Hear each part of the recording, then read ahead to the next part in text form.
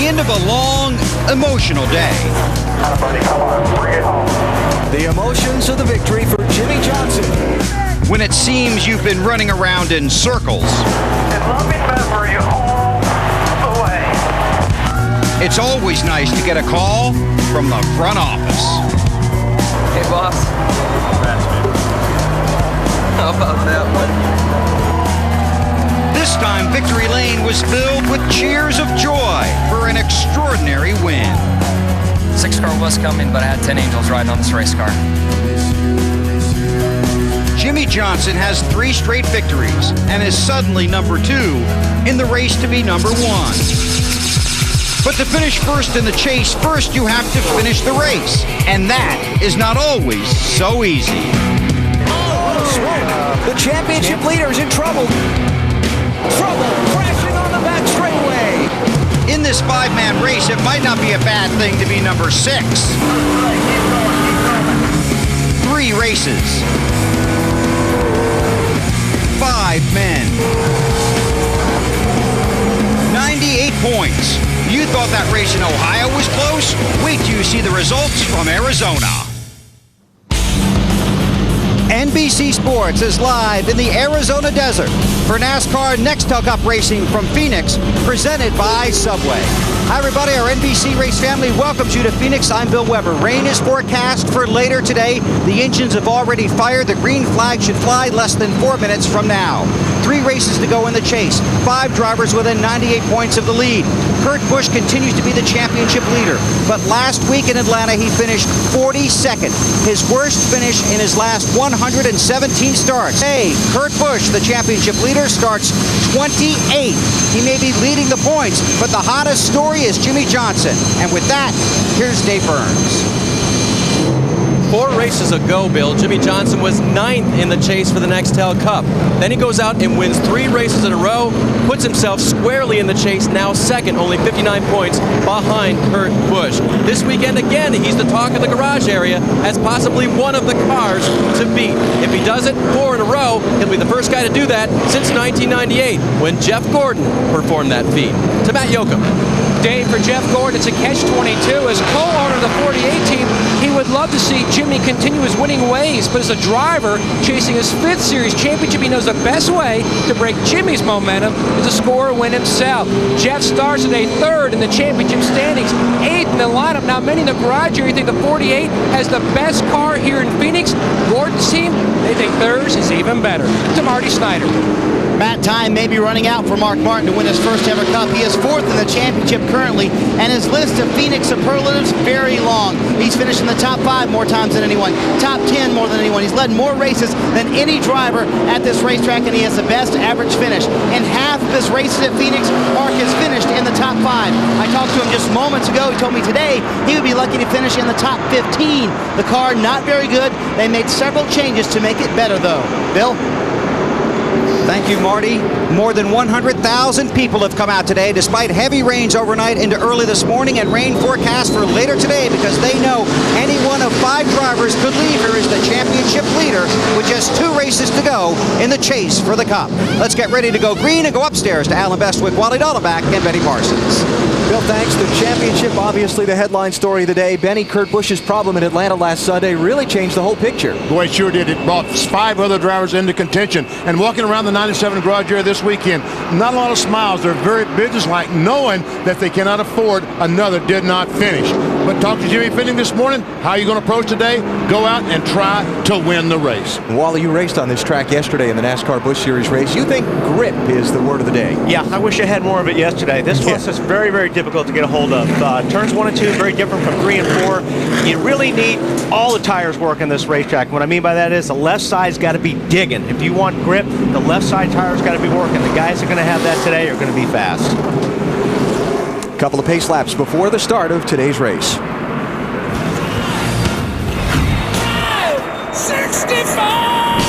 Budweiser, the official beer of NASCAR, proud to sponsor the Budweiser Pole Award, given to the fastest qualifier at each NASCAR Nextel Cup race. Ryan Newman's got a whole collection of them for this season. He won his 9th Bud Pole Award.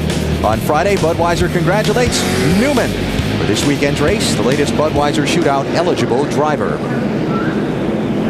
More on NASCAR at NBCSports.com. BP will tell you what he thinks is going to happen in today's 500-kilometer event here at Phoenix. And I've got a little piece in there on why, whether or not he holds the big trophy after the end of this season, I think Mark Martin is a true NASCAR champion.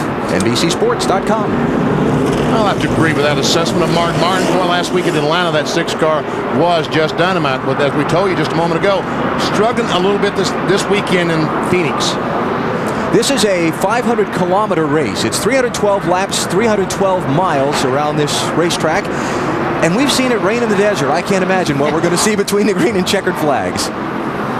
It's just 64 degrees outside, and luckily for the drivers, it is going to remain cloudy all afternoon. That will help the drivers, especially going down to turn 1, not driving into a setting sun. Yeah, because yesterday it was difficult in the afternoon. It was really, really bad glare down there in turn 1.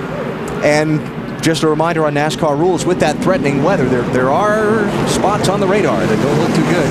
156 laps is the halfway point of this race. Once we reach that mark, if the rain comes and they can't get the track dried and the race resumed before dark would fall, it could be an official race.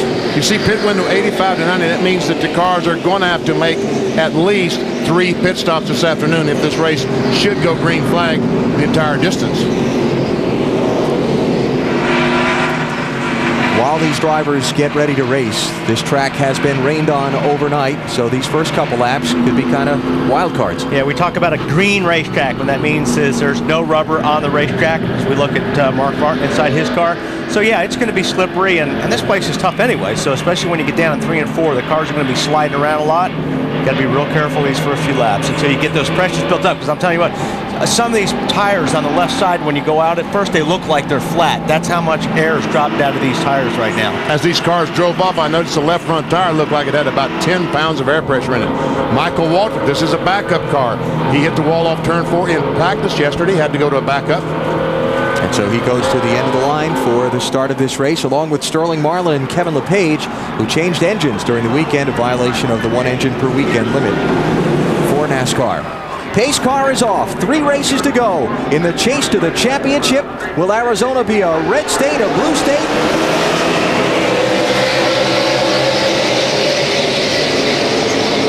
It could be a mess state in turn 1. Look at this. Robbie Gordon, that red and blue car, trying to get on the inside, got a great jump, but they moved over to block that attempt.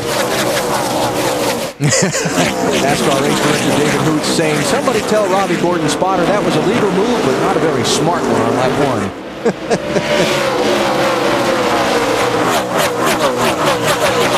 Looks good so far. Clean. And that's going to be the problem today. Turn 4 has been the problem all weekend. Guys coming off that corner, going over a patch where they put a tunnel in, and coming up and when they lose grip on that new pavement, slapping the wall off turn 4. Jeff Green, Scott Riggs, 43 and 10. That's for 12th and 13th places. The first one's on a line. This corner is so difficult, 3 and 4. I mean, it's flat. It's really, really hard to drive. If you can keep your car down on the bottom, you're going to pass a lot of cars, because most of them will slide up that racetrack, kind of diamond it. And then we see the hardest driver on the circuit, the blue and gray, number 48. Kevin Harvick trying to get by Nemechek for 4th spot. That's Harvick in 29, Nemechek in 01, and they touch. Yep, and if you run hard in 3, that's what's going to happen. You're going to slide up into the guy on the outside. Marty. Well, I talked to Kevin Harvick this morning. He said the car is very good. Also talked to Danny Lawrence, the engine builder. As you watch the battle for 2nd place, Casey Kane looking underneath Brian Vickers. I talked to Danny Lawrence, the engine builder for Kevin Harvick. They have a very big gear in the 29 car this afternoon. BP, when the tires are new, they're turning 10,200 RPM. That's a lot of RPM to turn. Now, Tony Stewart won here back in 1999. Greg Cifanelli thinks they have a car that can go back to victory lane, but the biggest thing, Wall, and you touched on it earlier, it's a compromise. The car was loose on entry, but they did make it cut in the center of the corner, that it was loose off, so they tried to go for the best combination they could. They feel like, Weber, that they've got it for today. Matt, the 9 of Casey Kane, his first Nextel Cup Series start at this track, but a lot of experience here, raced here in Silver Crown and the midgets. He says he likes Phoenix. He has 3 Busch races here, including an 11th place finish yesterday, trying to track down the leader, Dave. Ryan Newman won his 9th pole position of the year. A reporter asked him on Friday, well, bet you wish you got points for winning the pole. He said, you know what, I do. The reporter looked at him kind of quizzically and said, you do? He said, yeah. When I lead lap 1, that's 5 bonus points right there. That's a very good point, because when you lead a lap in NASCAR Nextel Cup racing, it pays 5 bonus points. Ryan Newman has led the opening 6 laps, but I wondered how much longer, because Casey Kane looks like he's just a little bit faster. There's a car that's been pretty good, 38 car, taking the spot from Danny McMurray. Sadler. Oh, I'm sorry. Up to 10th place. Here comes the 8 car. Dale Earnhardt Jr. trying to get by the 41. He about up to the 8th position. 41 is Casey Mears. And you see some of these guys, BP, already on the apron. They get down on that apron. It tries to help turn them a little bit. Saw Tony Stewart in the 20 car doing that earlier. Matt, how about Junior? What are they saying? As you see Junior working underneath the 41 of Casey Mears. Now, a lot of guys were seeing some wear yesterday in that left front tire during final practice. The Uris told me they saw wear in the right rear. Junior, they just could not make him tight enough. His car was just free, but they feel like it's good. The setup very close to what he drove to victory lane here last year, and that's what he needs. Points going after this championship. And you saw the 8 car using the apron up in 3 and 4. Mark Truex Jr., the driver of the 8 car in yesterday's Busch race, found that apron really helped his car, picked up his speed tremendously. And of course, Dale Jr., one of the owners of that 8 NASCAR Busch Series car, so no doubt very extensive discussions between he and Truex after that race, kind of a debrief. Yeah, if you can do that, it's definitely better. I mean, it's faster. You got a little bit of grip there, but you got to be careful it doesn't loosen the car up too much. Sometimes you get on that apron and it turns the car sideways.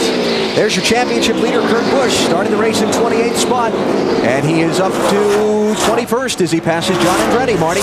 Starting to march forward, Alan, and last week was such a disappointment for this race team. They finished 42nd, and before the race, Kurt Busch rallied the troops. Doesn't matter for 5 points ahead or for 150. We're still racing hard. We're racing smart. We've got to do our jobs today. It's a flat mile. Normally this car's been pretty good to me on flat miles. I may need some adjustments though today. Need you to be on your game. Hit your marks in the pit. Most of all, let's have some fun, boys.